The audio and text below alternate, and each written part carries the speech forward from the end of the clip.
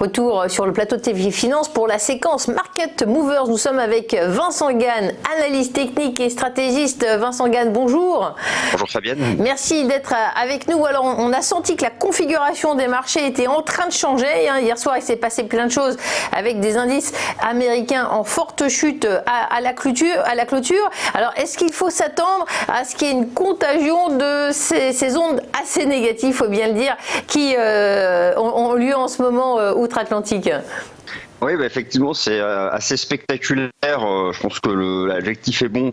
Ce qui s'est passé hier aux États-Unis, alors plus particulièrement sur les valeurs technologiques américaines qui nous avaient habitués à monter en permanence. Sauf qu'on sait qu'en bourse, les arbres ne montent pas au ciel.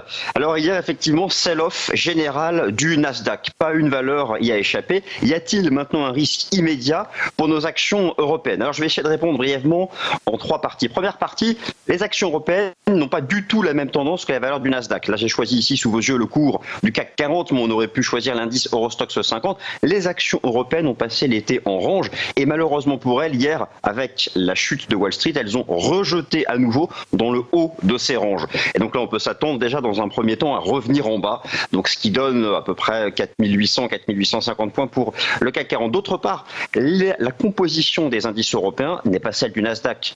On a des valeurs cycliques très différentes, les valeurs de la value, ce n'est pas le Nasdaq, donc on ne va pas retrouver là, dans les valeurs du CAC 40, des chutes aussi exceptionnelles qu'hier, les valeurs du Nasdaq. Et enfin, dernier élément, regardez en bas à droite, le graphique qui est sous vos yeux, vous avez un ratio des actions européennes face aux actions américaines. Alors tout est exprimé en dollars pour comparer des choses comparables et on observe plutôt techniquement la proximité d'un support sur ce ratio. Alors est-ce à dire que les actions européennes vont maintenant se mettre à surperformer parce qu'il y a un sell-off sur le Nasdaq? Eh bien peut-être nous verrons cette prochaine séance.